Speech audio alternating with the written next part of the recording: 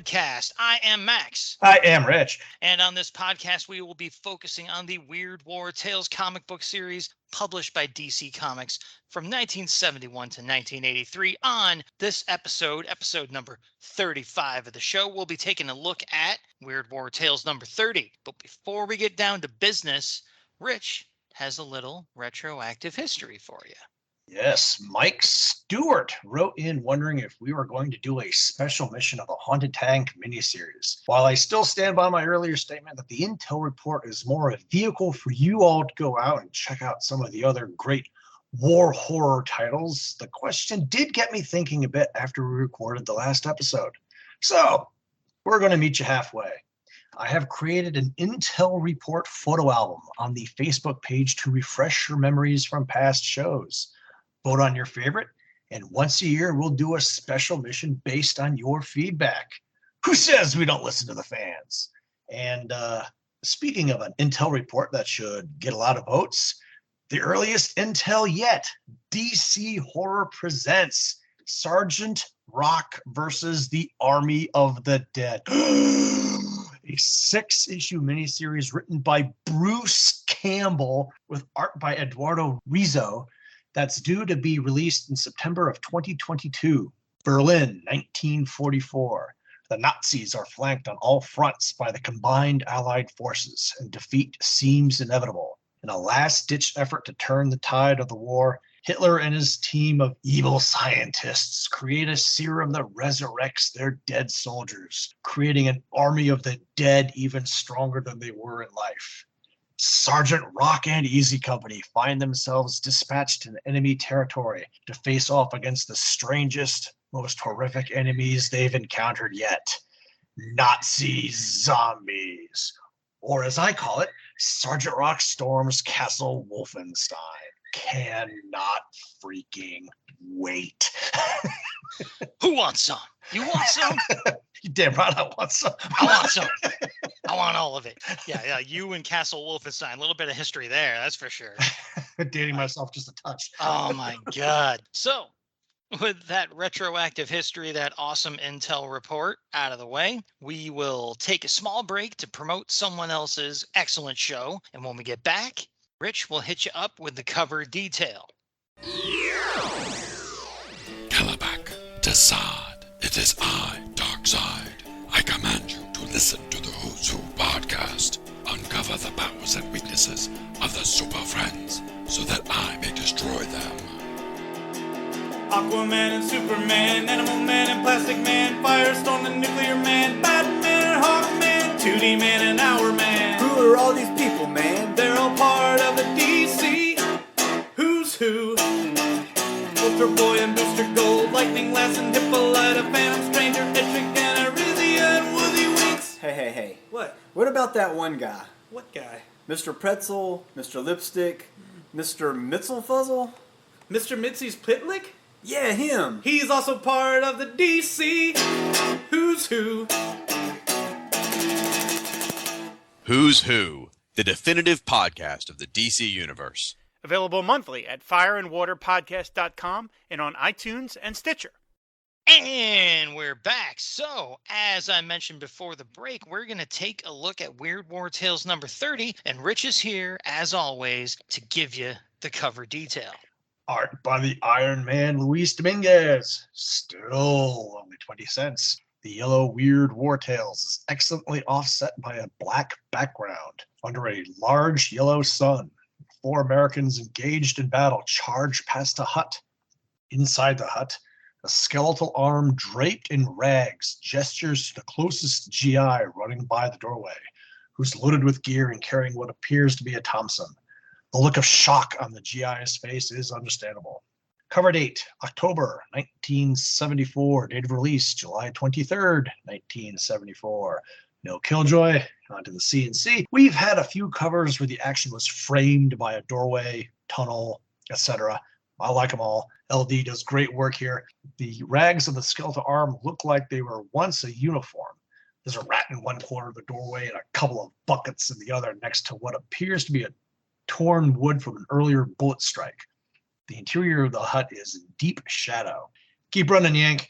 Yeah, this This is one of my favorite covers yet, even counting the Kubert covers. Luis might not be the same caliber of name as Joe, but the work here speaks loudly and carries a big stick. Everything about this works perfectly. The way the central image pops, the way the angle of the doorway draws your eye down to the bony beckoning hand, and how the skeletal arm draws you into the foreground. Also, besides the excellent design elements, there's the actual drawing and coloring work, which is absolutely superb. On the ethereal side of things, the cover perfectly captures the tone that the series is supposed to be trying to sell to the reader. I'd put this one up as one of the top candidates for a poster that represents the entire series. So me, likey. Okay, so now that we got that excellent cover out of the way, I am going to start us off with the first full-length story in the issue. It is entitled Elements of Death. It is 9 pages long, script by David Michelini, art by Jerry Teleok. The synopsis is as follows. November 1942. The Nazi concentration camp near Poznań, Poland. Commandant Helmut Oberling loved to cause pain, and the war had provided him many opportunities to inflict it. Just that morning, he had laughed watching Jewish inmates choke to death in their poison gas shower, a special excruciating formula he had ordered Dr. Cooper to create, taking effect on the prisoners. But a running aide ruins Oberling's fun when he announces General Wulfschmidt had arrived with a special prisoner for the colonel to interrogate. It's believed the POW knows the location of the resistance headquarters in Poznań, and Oberling's reputation for persuading difficult prisoners is well known. Oberling salutes and gets right to work, offering the POW a chance to cooperate. The prisoner, Captain Andrew Corbett, only gives his name, rank, and serial number. Oberling slaps him and orders him stripped and tied to a chair. Hey, we all have our kinks. But in the days that follow, the drowned flyer is subjected to every cruelty Oberling's sadistic talents can devise, and Corbett's mind and body twists and tears with unbearable agony. I think that's a direct quote from the excellent captions in the story, too. Finally, Corbett cracks and gives them 15 Leithof Street.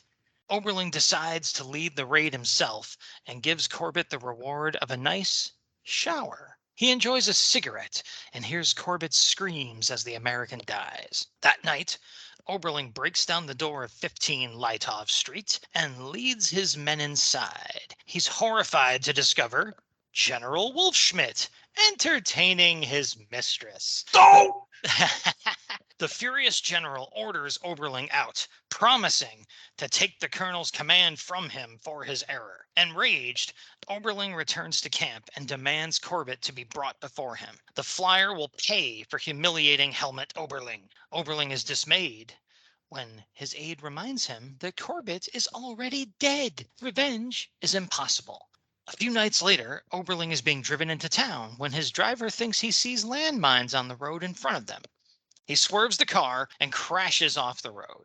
Oberling is thrown clear, but the driver is killed. There are no mines to be seen. The town is across from a marsh, and Oberling chooses to walk through it to get to town. He can't see anything in the darkness as he plunges deeper into the swamp.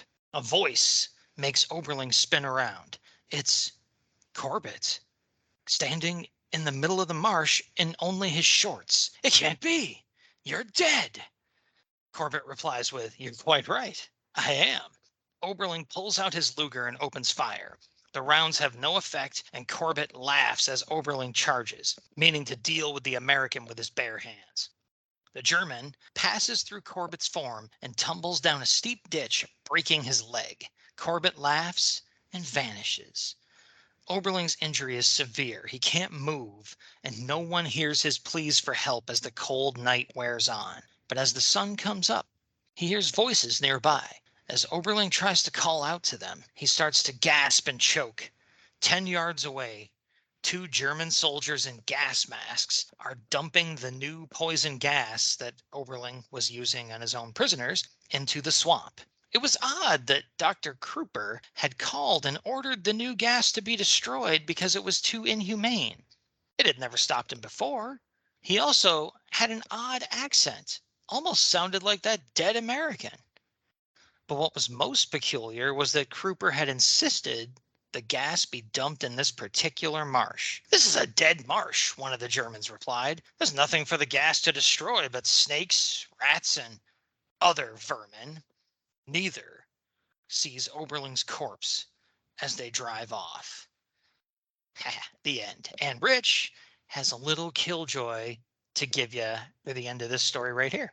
I couldn't find a Poznań in Western Poland, but there's a Poznan, formerly Posen, that had a concentration camp nearby. Also, how did Captain Corbett even get to Western Poland? The Army Air Force wasn't flying missions anywhere near that deep into enemy territory in November of 1942. He flew through a cloud, and then when he came out the other side... This is weird war tales, man. Soldiers are always being teleported all over the place. Temporal vortex. Yes. Temporal spatial vortex.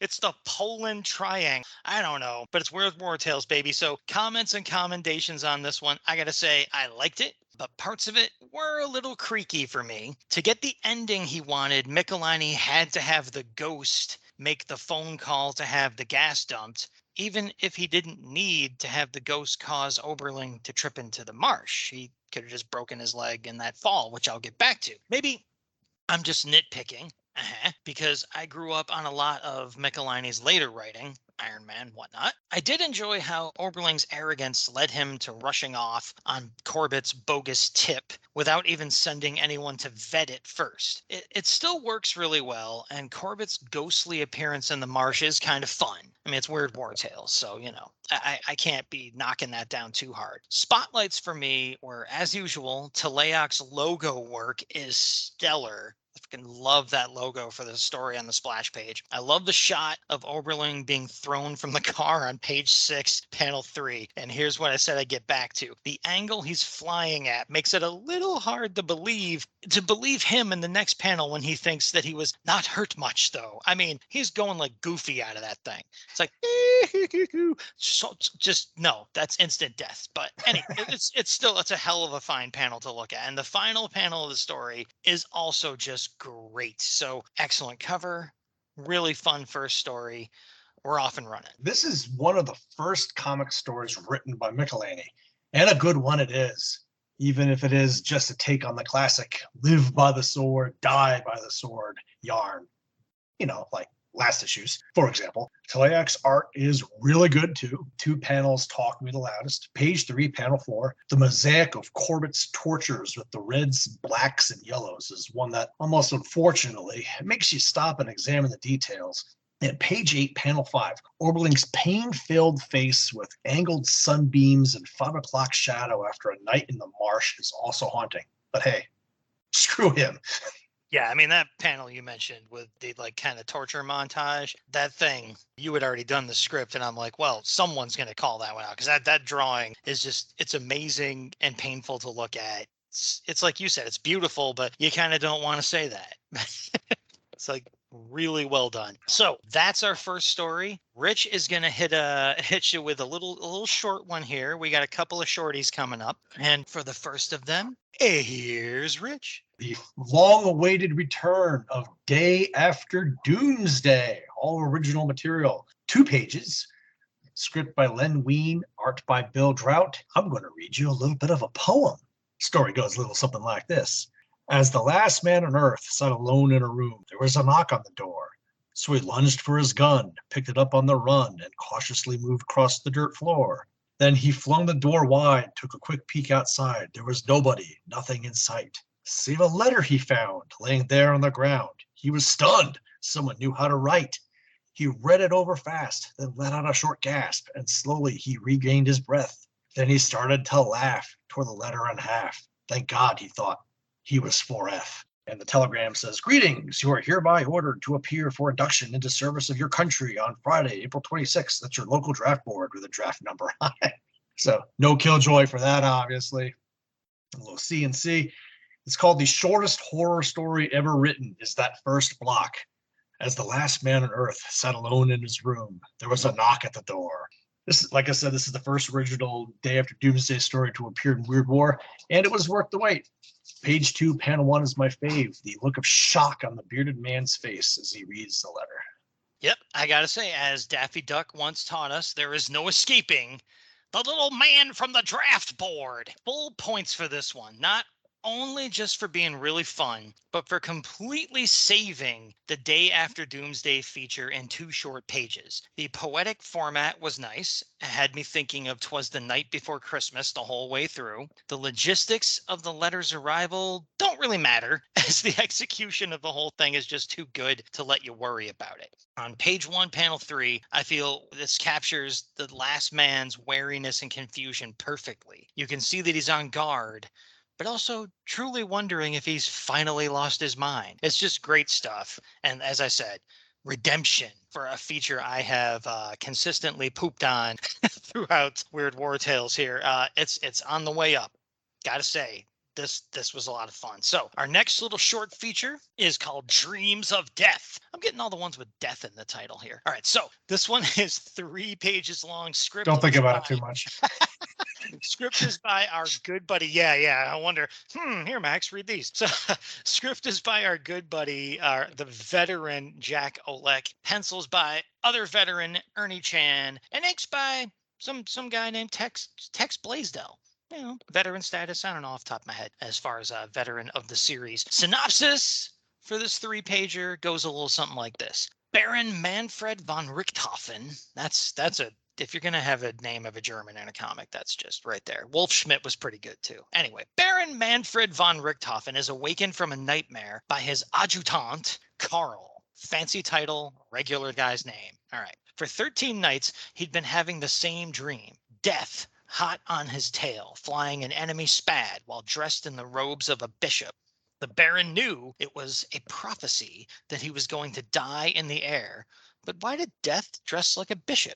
Richthofen continued to fly missions and run up his score until one day a spad got behind him that the Red Baron, so as people may know, Baron Manfred von Richthofen was the Red Baron, the one that was always trying to kill Snoopy, that the Red Baron couldn't evade. He was killed in the cockpit and his triplane fell to earth wreathed in flames. Records say Richthofen was shot down by a young Canadian pilot, but don't mention dreams of a skeleton dressed in bishop's robes pursuing him. Perhaps they should, for the name of that pilot, at least in this story, was Bishop. Killjoy! Killjoy is coming Killjoy, in hot. Killjoy. Let me mute my mic because here comes Rich, baby. Here you go. With a history minute tacked on, I have to jump on the colorist right off the bat. Why? Long pause. Isn't the Red Baron's Fokker DR1 triplane colored red? Page 2, panel 2. Oh, look, even wrote it in the story. You had one job. I mean, come on. The roundels on the British plane are jacked up too. Page 3, panel 2, which paradoxically is actually my favorite panel. There are no feed trays on the machine guns and no windscreen between them. Canadian Billy Bishop scored 72 times during World War I, making him the top British Empire ace.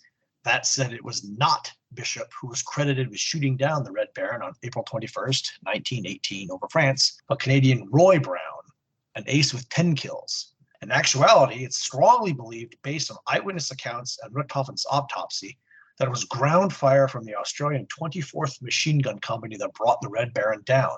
He was struck in the chest by a single .303 round. The war's top ace, 80 victories, was only 25 years old when he was killed, and the British buried him with full military honors. There's actually a short silent video of it online. Look for it.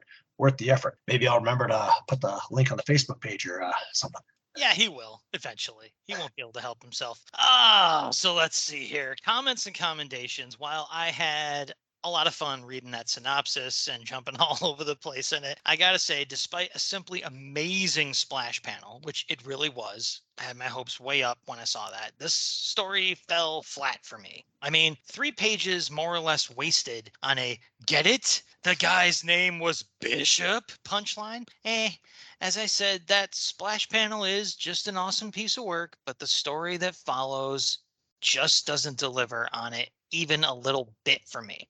This felt like the filler that Day After Doomsday usually feels like, in fact. So That's mine. Yeah, see, I was going to say I made it this far without a Snoopy reference, but, Max torpedoed that ship for me, so thanks, man. I love my World War I aviation stories, as you all know. But yeah, the art struggled at times. I have to cut Oleg some slack on the Bishop Brown name swap because having the Baron scream about death in a Browns uniform conjures up visions of a pilot flying in a football uniform for a team that wouldn't exist until 1945. Although that would certainly be weird, eh? A fun, short story. I liked it overall. Hey, they could have worked it in about, it being a code brown because he was so scared of this person he kept seeing in his dreams. But, maybe that's a little bit Weird War Tales meets Plop, so to speak. Or Deadpool. This guy has the right idea. He wore the brown pants. Hey, man, I just worked in a code brown leading to Plop, and I feel I deserve more recognition for that. But anywho, our two real shorts out of the way, Rich is going to hit you with the final story in the issue, which is also kind of short, but longer than these two combined. Homecoming. 6 pages. Script by Jack Olek. Again, art by Frank Redondo. Private Saunders is the kind of replacement a unit is better off not getting and just staying shorthanded. He and another replacement, Pierce, jump off a helicopter in the middle of a mortar barrage and run for cover. When the sergeant tells him to unsling his rifle and get ready to fight off the enemy that always follows the barrage, Saunders throws him his rifle and cowers behind cover as the rest of the Americans repulse the Vietnamese. He only wants to live and see his folks and girl again. The sergeant is furious afterwards and gives Saunders a choice. Go on patrol or get court-martialed. He had no choice and chose the patrol. Snipers begin to whittle the patrol down, and the two replacements run for their lives as rockets begin to fall. 3 days pass, and Saunders is at the end of his rope, starving in this stinking green rat trap. Pierce had warned him to space out his rations, but Saunders hadn't listened. There's only 1 can of sea rats left, and not much to split 2 ways. Saunders is a little mad by that. He guns down Pierce so he can have all the food. He has to make it back to the command post so he can go home. Engrossed in eating chow, Saunders doesn't hear the enemy coming behind him until it's too late. He's shot and taken prisoner. Saunders is in bad shape when he arrives at a prison compound and the questioning begins. Insisting that he doesn't know anything because he's only a private, the Reds give him a vicious beating. In his delirium, he sees his girl, Joanne, smiling over him. His parents are there too. In the months that follow, visions of his loved ones keep Saunders alive through all the enemy puts him through. But one day, instead of a beating, the guards give him news. There's a ceasefire. The war is over. Saunders is going home. A few weeks later, the coward gets a hero's welcome on his return stateside. Oddly, his loved ones aren't waiting for him. He takes a cab home and is astonished to see his house is a run-down shack. Worse, his parents aren't happy to see him. Get a job so we can pay some bills. This isn't the way it was supposed to be. Saunders flees in search of Joanne and finds her at a bar. But she's changed too, and is nothing more than a cheap tart hanging on med. Nothing is how he remembered it. He couldn't have made it up. Hours passed, lost in thought. He was a coward and always had been. Can't live like this. He buys a gun and goes to a landfill to end it all. That won't solve anything, a voice behind him interjects. It's Pierce, but he was dead. It didn't matter. Saunders puts the gun to his temple and pulls the trigger, but nothing happens. Who are you? Saunders cries. Let me die. I'd be better off dead and in hell. Pierce sighs. Haven't you figured out yet what really happened to you that day you were wounded in Nam? Don't you know who I am and where you are? You died that day. You think you'd be better off and in hell? Fool. Where do you think you are? And Pierce changes into Satan. Satan! Satan, maybe? Killjoy, History Minute. The H-34 Choctaw on page 2, panel 2 looks too scrunched up. Maybe it's perspective, but the rotor circle is certainly too small. Page 1, panel 1, as usual. The insignia colors on the fuselage are wrong. Hell, I thought they were South Vietnamese at first with the yellows and reds. Also, you have an Army Green Beret yelling at the soldiers as they dismount from the helicopter, but it's marked Marines on the side.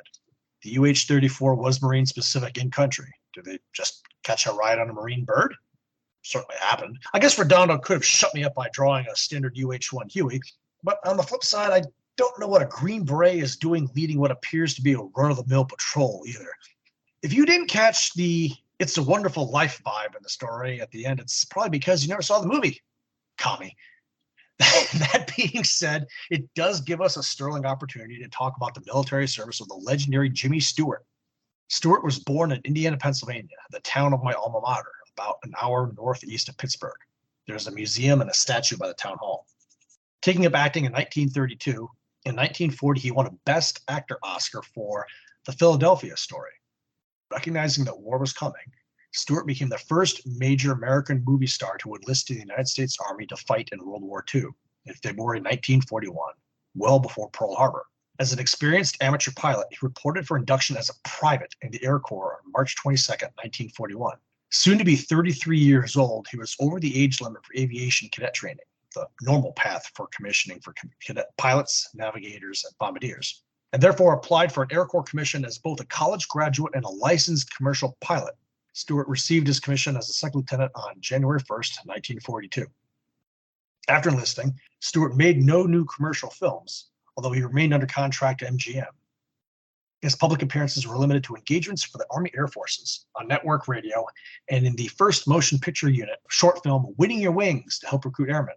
Nominated for an Academy Award for Best Documentary in 1942, it appeared in movie theaters nationwide beginning in late May 1942 and resulted in 150,000 new recruits. Stewart was concerned that his celebrity status would relegate him to duties behind the lines. After spending over a year training pilots in Albuquerque, New Mexico, he appealed to his commander and was sent to England as part of the 8th Air Force to pilot a B-24 Liberator in November 1943.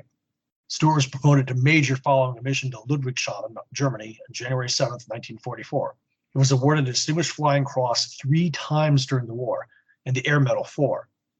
Promoted to full colonel on March 29, 1945, Stewart was one of the few Americans to ever rise from private to colonel in only 4 years. In all, Stewart flew 20 combat missions over Europe, bombing Berlin, Schweinfurt, Brunswick, Bremen, and Frankfurt. He didn't fly the easy milk run missions. Stewart returned to the United States at VE Day in early fall 1945. He continued to play a role in reserve of the Army Air Forces after the war and would eventually transfer to the reserves of the United States Air Force after the Army Air Forces split from the Army in 1947. During active duty periods, he served with the Strategic Air Command, completed transition training as a pilot of the B-47, same as my great uncle Bill, and B-52. On July 23, 1959, Stewart was promoted to brigadier general, becoming the highest-ranking actor in American military history.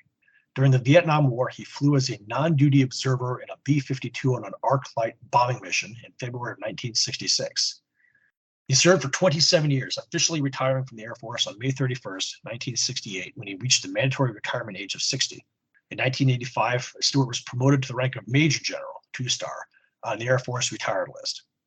Stewart's first movie after World War II was It's a Wonderful Life in 1946. Legend has it he was suffering from post-traumatic stress from the war, and the scene where he was contemplating suicide on the bridge was aided by a PTSD episode. But Stewart was such an accomplished actor, who's to truly say? All in all, if you didn't respect Stewart before this segment, you sure as hell should now. CNC, the first Vietnam story in WWT. And Saigon hadn't fallen yet in 1974. Instead of Clarence, you got Satan. How does that work in hell? Every time a bell rings, a demon gets his horns. Another cowardly murderer gets his just desserts. Redondo did a lot of work at Sergeant Rock when I was growing up, so this art is very familiar to me. Great stuff. I totally dig the dead Viet Cong narrator wielding an older Soviet PPSH-41 submachine gun instead of an AK-47.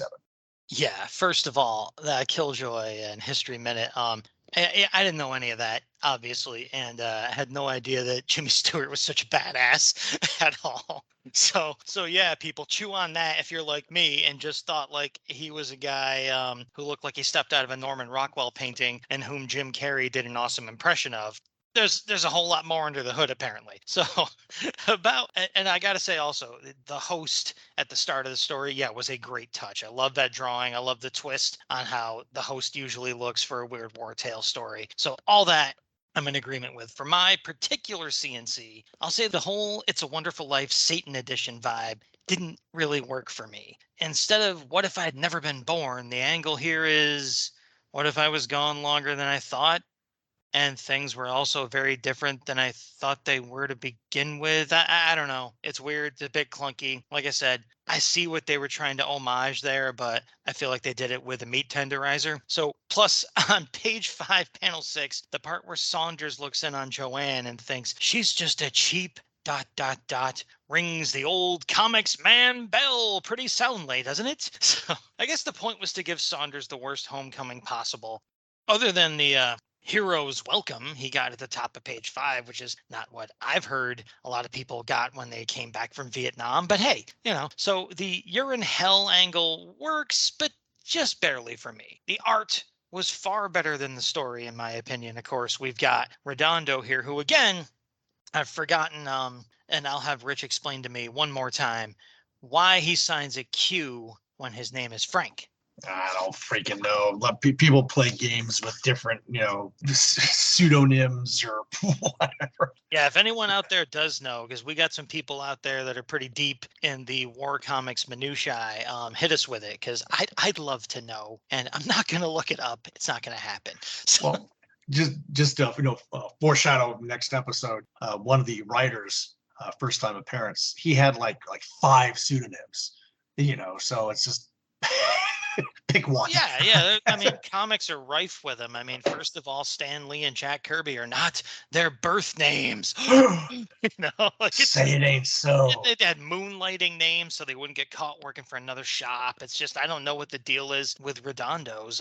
And I'm going to be too lazy and scatterbrained to look it up. So we're going to move on from the story content in the issue, which we're finished with now, to the letters page, which we call APO Weird War Tales, because that's what they call it. And my spotlighted letter here is going to be from Lloyd Cole from Bronx, New York. And he writes in to say, "Dear Joe, Weird War number 25 was in many ways far superior to your other weird comics. I particularly enjoyed Nino's Unseen Warrior, although it had a weak ending.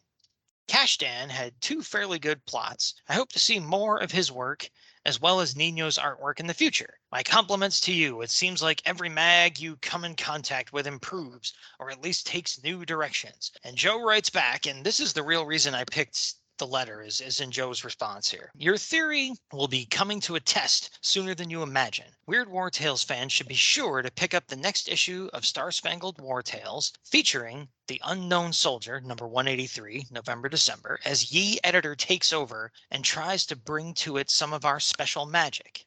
The series will be written and illustrated by the team that collaborated on this issue's lead story, David Michelinie and Jerry Teleyak. It'll be coming your way August 22nd. Please don't miss it." So we have Michelinie and Teleyak taking over The Unknown Soldier, presaged in this letters column. Yeah, I've never heard of this title, Star Spangled War Tales.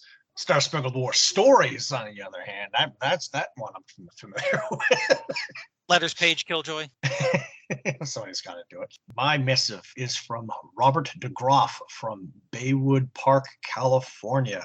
"Dear Joe, I had been meaning to write a letter to Weird War Tales for quite a while. After reading number 25, I just cannot put it off any longer. From Dominguez's cover to the final panel of Nino's superb tale, I was absolutely engrossed. I have been an avid comic fan for the past 14 years, but it is only in the last 2 years that I have been a fan of war comics.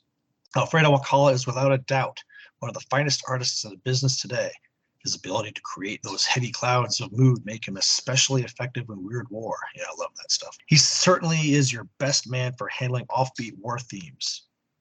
The Unseen Warrior, at first glance, looked like a loser, but I'm enough of a Nino fan and have enough respect for Kashdan to know that any story bearing their names at least deserves a careful reading. And I was not disappointed. It was not great by any means, but I had to conclude that the story was well handled considering limitations. It was simply entertaining. Now for some suggestions. First, I like Dominguez covers, but would really like to see some of what other artists might do with your themes. You know what they say about variety and spice. Second, how about some different cover themes based on some of the science fiction tales which pop up all too infrequently in WWT? Third, please continue to vary your artists. Your call for letters at the bottom of the text in number 25 really scared me. I know a comic must be successful to survive, and I know that one must measure of success is reader reaction. So here I am." And Joe responds with, "Taking your suggestions in order. First, using one regular cover artist helps maintain a magazine's identity, particularly when the magazine uses numerous artists on the interior stories. Second, cover themes, as well as stories revolving around science fiction, have a very poor track record in comics. So keep WWT successful, we will use them minimally, mainly for variety. Third, we most certainly will vary our artistic staff. For instance, this issue we gave Alcala a rest after 5 consecutive appearances. Last, a comment on your comment. Reader reaction is a very important part of any magazine's success, and WWT has always been weak in that direction. We are very anxious to receive more mail from you. So the longest letter on the letters page, and a very solid one, I must say. Yeah, that's like the kind that Joe Kubert used to ask for, thoughtful, Well constructed. thought Damn it. As soon as he leaves the book, man, they start listening to him. So that's the letters page this time around. And we're going to move on to our spotlighted ads of the issue. Take it away, Rich. Nothing was even remotely interesting to me until I got to the back cover and found Browning bicycles. When you're big enough for a 10-speed, you're big enough for a Browning. And it shows this guy in 2 short shorts and a gray t-shirt hoisting up a green bike over his head with one hand. The name Browning has helped a lot of people over the years. Just ask your dad or grandpa what a tough, reliable hunting gun a Browning is. Browning rods and reels have tamed all kinds of fighting fish, from Peoria to the Pacific. And today, a Browning Grade 1 10-speed can help you get to school faster, take any hill you can find, and get in shape for the team. It just goes on. And the Grade 1 has reflectors on the front, back, spokes, and pedals, so it's safer if you get caught out after dark. Take your pick of 4 of the greatest colors in town: candy apple red, metallic blue, bronze green, and Aztec yellow. This great bike also comes in a girl's 5-speed model with easy-to-use trigger shifter right next to your grip. Why don't you and your dad take a peek at Browning bikes at your Browning dealer downtown? It doesn't say how much the bikes are, but it's... Actually, I take that back. Yes, it does. Grade 1 men's 10-speed, $136.50. And the girls' 3-speed is, $116.50. So again, girls getting screwed. What else do you want? It's the 70s. Oh man, in 1970s money, that better be a good 10-speed, man. I love how he's, like you said, hoisting it over his head like freaking presaging. Again, I'm using that word this episode, people. It's just going to keep happening.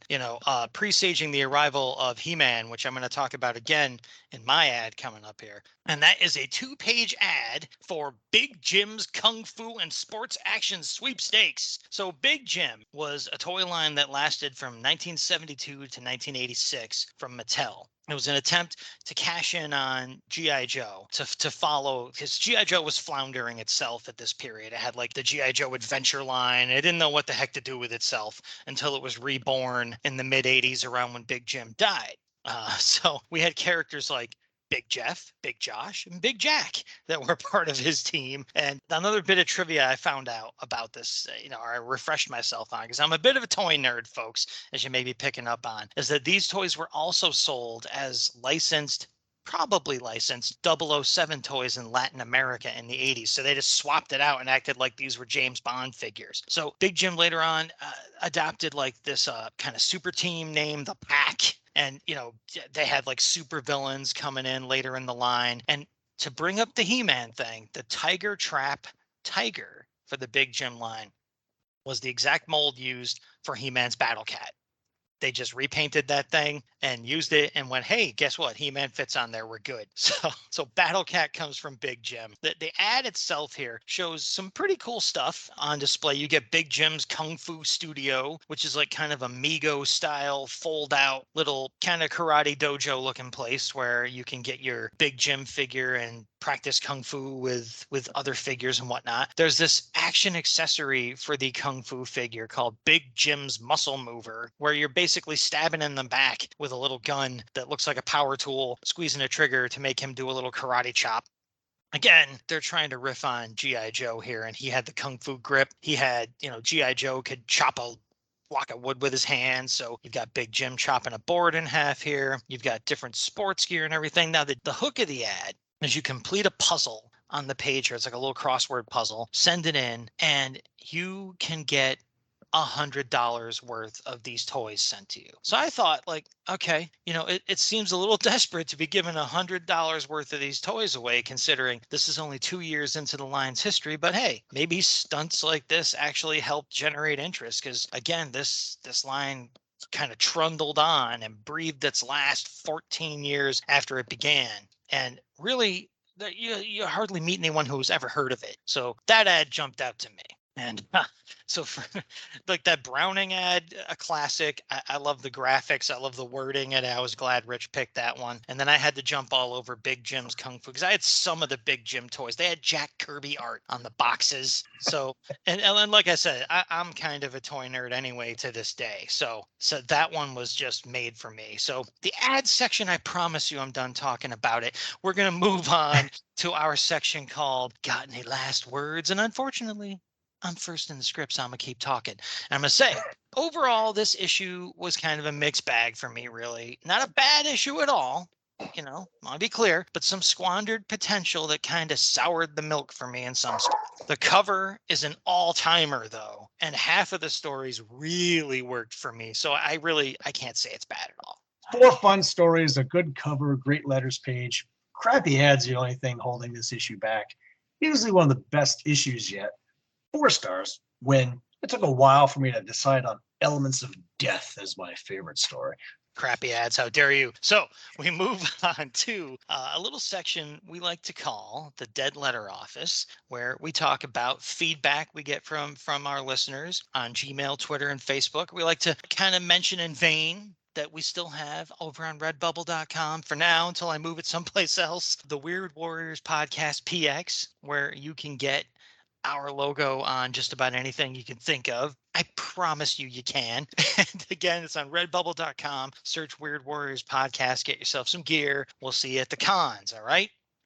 So over on Twitter, people stopped by to say hey, and those people were Dr. Pop Culture, BGSU, Chris Lydon, source material from at Source Mattcast, the Source Material Podcast, our buddy Kirk Spencer at Big Five Army, Mike Romero, Coffee and Comics, Clinton Robinson from the Coffee and Comics podcast, Doc Strange, Mr. Billy Delicious himself, Dave's Comics Heroes blog, Iowa's Joe Crawford stopped by, Luke Giaconetti of the Earth Destruction Directive podcast, and we had the Telltale Mind swing by as well. Over on Facebook, we have Peter Watson and David Steele from the Earth 2 podcast. Our constant buddy Herschel Mimis stopped by. Tim DeForest with the Old Time Radio and Comics blog. And Billy D stopped by on Facebook too, as he likes to. And Luke Ed, who is a pseudonym for someone else we know, also stopped by on the Facebook page. And Tim DeForest and I had a conversation about whether or not some of the Weird War Tales stories could all take place in the same world, like a shared continuity. So to get the lowdown on conversations like that, swing on over to the Facebook page and see what's up, people. Rich gives you tons of stuff to do over there. Over on Twitter, I'm just kind of like sort of hanging out, reminding you that we're still alive. But over on Facebook, Rich is just like putting on a show, and we actually have conversations and stuff. So come on in. So over on Gmail, speaking of conversations, we got 2 people that wrote in, one of which is the aforementioned Billy D. And he stopped by to say, hey guys, great to hear you back after a break. We're not on a break. It's the summer slowdown. We've talked about this. It's still once a month, which is more regular than some podcasts I could mention. So he says, the story about the Invisible Soldier sounds great. The Invisible Man is my favorite Universal horror flick. It wasn't always, but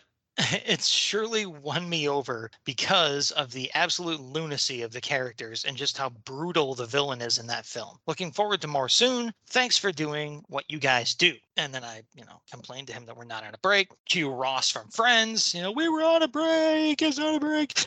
So the other person to write in, I bet some of you can guess. Just before we started recording, I checked the Gmail and saw that the founder and sole owner of the Binge Listener Award, Jason Zeller. Jason wrote in to say, happy 4th of July, Max and Rich. And he said, hey, Rich, that was a great French accent. It sounded authentic. I was kidding, people. I was kidding. It was terrible. But anyway. Hey, I thought it was pretty damn good. I just shoulder pat myself in the back. The listeners agree. Well, I am. I took French in high school. I took French in college. I've been to France a few times. Come on, work with me here. It wasn't cartoony enough for me, sir. It was probably too accurate, and my Philistinian ears didn't pick up on it. I So, didn't have enough Pepe Le Pew going. Is that what the problem? right. To me, it's Pepe Le Pew, the Holy Grail, or I don't know what you're talking about. French taunter.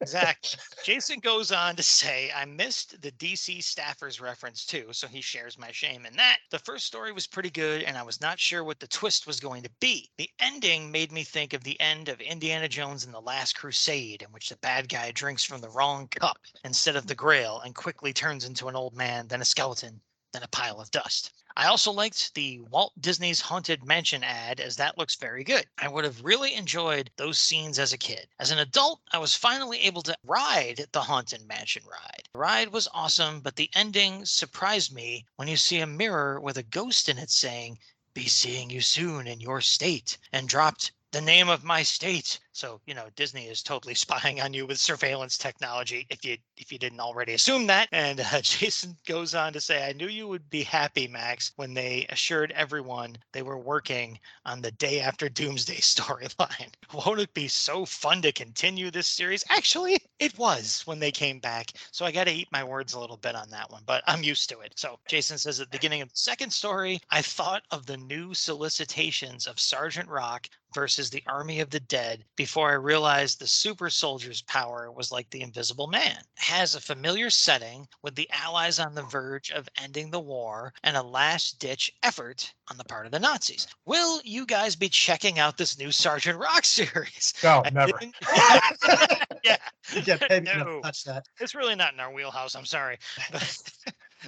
He says, Beginning I of did, this podcast. I did enjoy this story and was wondering how they would stop the Invisible Man. So yeah, I love that. It's like, nah, Jason, who's Sergeant Rock? Never heard of him. Who's Bruce Campbell? Just some B movie actor. I'm not interested. So that's the Dead Letter Office out of the way. The issue's wrapped up, people. So what's left? It's left for Rich to hit you with the teaser for the next episode. Weird War Tales 31, because you don't want to start your Christmas shopping yet, unless it's for us. We like comics. Premonition, Reincarnation, Arm Wrestling. Beware for whom the old comics man bell may toll. It tolls for thee. For free. Whee! Oh, dear God. It's been a long summer. It sure does toll for me. Let me tell you, it's been tolling for me for a long time. So that wraps up another episode of the show, people. This has been the Weird Warriors podcast. We have been the Weird Warriors. We have been the Batlin Bros. I'm Max. He is Rich. And we promise to make war No more.